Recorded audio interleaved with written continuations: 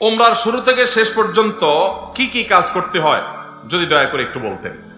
সর্বপ্রথম কাজ হলো, আপনার দেশ থেকে আপনি যখন যাবেন মিকাতে গিয়ে গোসল করে উত্তম রূপে হাতের চুল, নখ ইত্যাদি, শরীরের চুল, নখ ইত্যাদি থাকলে অবাঞ্ছিত এগুলা কেটে পরিষ্কার হয়ে ফ্রেশ হয়ে গোসল করে এহরামের কাপড়, সেলাই ছাড়া কাপড় পরবেন, নিয়ত করে ফেললেন।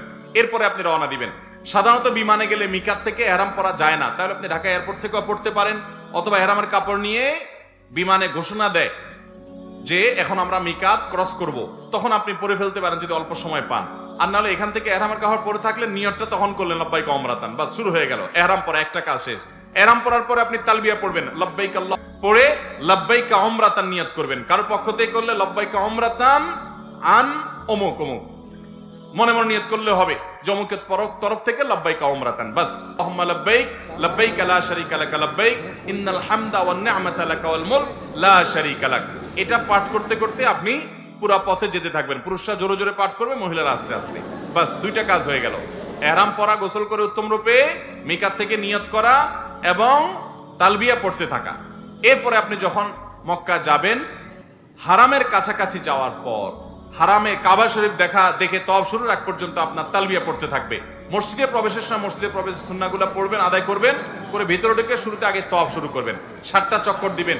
কাবা ঘরের হাজরা আসওয়াদ পাথরকে বাম পাশে রেখে ডান পাশে সবুজ লাইট রেখে বিসমিল্লাহি আল্লাহু আকবার বলে আপনি তওয়াফ শুরু করবেন। 7 বার চক্কর দিবেন, 7 বার। এই 7 বার চক্করের প্রত্যেক চক্করে আলাদা দোয়া নাই, তবে চক্করে দোয়া কবুল হয়। দারুণ দোয়া কবুলের একটা জায়গা। মনে আল্লাহর কাছে যত চাওয়া সেগুলো পেশ করবেন এবং আপনি রুকনে ইয়ামানি বলে কাবার 4টা কোণার একটা কোণাকে, অর্থাৎ হাজর আসওয়াদ পাথর যে কোণা তার আগের যে কোণাটা আছে তওয়াফ করতে যেটা তার আগে পড়বে ওইটাকে রুকনে ইয়ামানি বলে। ওই কোণা থেকে হাজর আসওয়াদ পাথর কোণা, এই দুটার মাঝখানে একটা দোয়া আছে, রব্বানা আতিনা ফিদ দুনিয়া হাসানা ওয়া ফিল আখিরাতি হাসানা ওয়া কিনা আযাবান নার। আর যেহেতু এটা আপনার তওয়াফে জিয়ারা বলে, এটা প্রথম তওয়াফ, অতএব উমরার তওয়াফ, এইজন্য আপনি ইহরামের কাপড় পুরুষরা ডান পাশের বগলের নিচ দিয়ে বাম পাশে কাঁধের উপরে ফেলবেন। এটা করবেন। এটা করে আপনি এই তওয়াফটা শেষ করবেন এবং প্রথম চক্করগুলো, প্রথম কয়েকটা চক্কর আপনি জোরে দিবেন, একটু জোরে জোরে দৌড়াবেন প্রথম 3টা চক্কর। এরপরে বাকি চক্করগুলো আপনি স্বাভাবিক থাকবেন। তো এই যে তওয়াফ 7টা দিবেন আপনি, প্রত্যেকবার হাজরাতুল পাথরের কাছে আসলে হাত দিয়ে ইশারা দিয়ে আল্লাহু আকবার বলবেন, বাস। আবার আপনি দোয়া করতে থাকবেন, এভাবে 7 চক্কর দিবেন। তওয়াফ করা শেষ, আপনি মাকাম ইব্রাহিমকে সামনে রেখে অথবা হারামের যে কোনো জায়গা দাঁড়িয়ে 2 রাকাত সালাত পড়বেন। প্রথম রাকাতে সূরা কাফিরুন, দ্বিতীয় রাকাতে সূরা কুল হুয়াল্লাহ। আর এই নামাজের আগে সম্ভব হলে কাবা ঘরের যে চৌকাট মুলতাজাম বলে ওইটা ধরে আপনি আল্লাহর কাছে দোয়া করবেন। এরপরে 2 রাকাত নামাজ পড়লেন, পড়া শেষ, পানি পান করে আপনি সাফা মারওয়া সাই করবেন। প্রথমে সাফা পাহাড়ে যাবেন এবং পড়বেন যে ইন্নাস সাফা ওয়াল মারওয়াতা মিন শাআইরিল্লাহ ফামান হাজ্জাল বাইতা ওয়াতামারা ফালা জুনাহা আলাইহি আন ইয়াতাওয়াফা বিহিমা। পুরো আয়াত পড়তে না পারলে ইন্নাস সাফা ওয়াল মারওয়াতা মিন শাআইরিল্লাহ এটুকু পড়লেও চলবে, যে সাফা এবং মারওয়া আল্লাহর নিদর্শনের অংশ। এরপর আপনি সাফা পাহাড়ে দাঁড়িয়ে লা ইলাহা ইল্লাল্লাহ ওয়াহদা আনজাযা ওয়াদা ওয়া নাসারা আবদা ওয়া হাজামাল আহজাবা ওয়াহদা এটা পড়বেন এবং লা ইলাহা ইল্লাল্লাহ ওয়াহদাহু লা শারীকা লাহু লাহুল মুলকু ওয়া লাহুল হামদ ওয়া হুয়া আলা কুল্লি শাইইন কাদির এটা পড়বেন।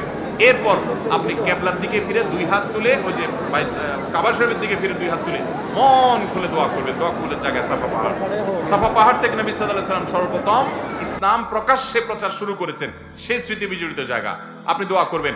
এটা ইব্রাহিম আলাইহিস সালাম এবং ইসমাঈল আলাইহিস সালাম এবং মা হাজেরার স্মৃতি বিজড়িত জায়গা। যাই হোক, সাফা পাহাড়ে দোয়া করার পর এরপরে আবদাউ বিমা বাদা আল্লাহ বি, আল্লাহ সাফার নাম আগে শুরু করছেন, তো আমি এখান থেকে সাই করা শুরু করছি।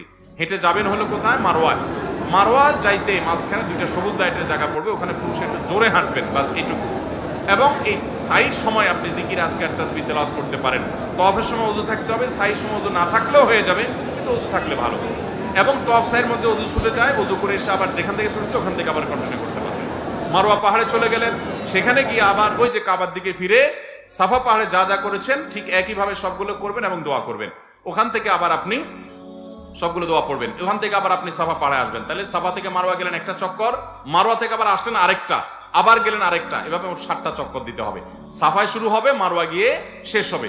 যে আসলে একটা না, গেলে একটা, গেলে আরেকটা, আসলে আরেকটা, এবার মোট 7টা হবে। 7 চক্কর শেষ, আপনার উমরা শেষ। এরপরে পুরুষরা মাথা চুল চেঁচে ফেলবেন, না চাচতে পারলে পুরো মাথার চুল ছোট করতে হবে।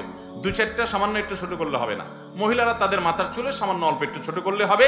তাদের ইহরাম হলো তারা স্বাভাবিক পোশাক আশাক পরবে, অতিরিক্ত সাজসজ্জা করবে না এবং তারা মুখমণ্ডল এটার উপরে যদি ওড়না দিতে হয়, অন্য পুরুষরা থাকে, তাহলে সেটা যাতে আপনার মুখ বেঁধে রাখা না হয় সেটা খেয়াল রাখবে। কাপড় টেনে রাখবে যাতে পরপুরুষরা না দেখতে পারে। আর কোথাও পরপুরুষ না থাকলে মুখ খোলা রাখবে এহরাম পরা অবস্থায়।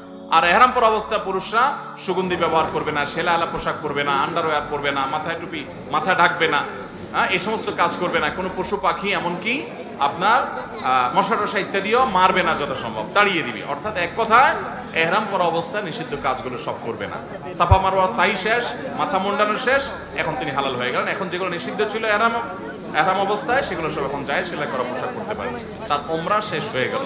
অত্যন্ত সহজ এবং খুব আপনার অল্প কয়েকটা আমল এর মাধ্যমে ওমরা সম্পন্ন করা যায়। আমরা যারা ওমরা করি নাই, আল্লাহ তাআলা আমাদেরকে জীবনে বারবার ওমরা করার তৌফিক দান করুন। আর যারা আগে একবার করেছেন, আল্লাহ রাব্বুল আলামিন তাদের সবাইকে আবার ওমরা করার তৌফিক দান করুন।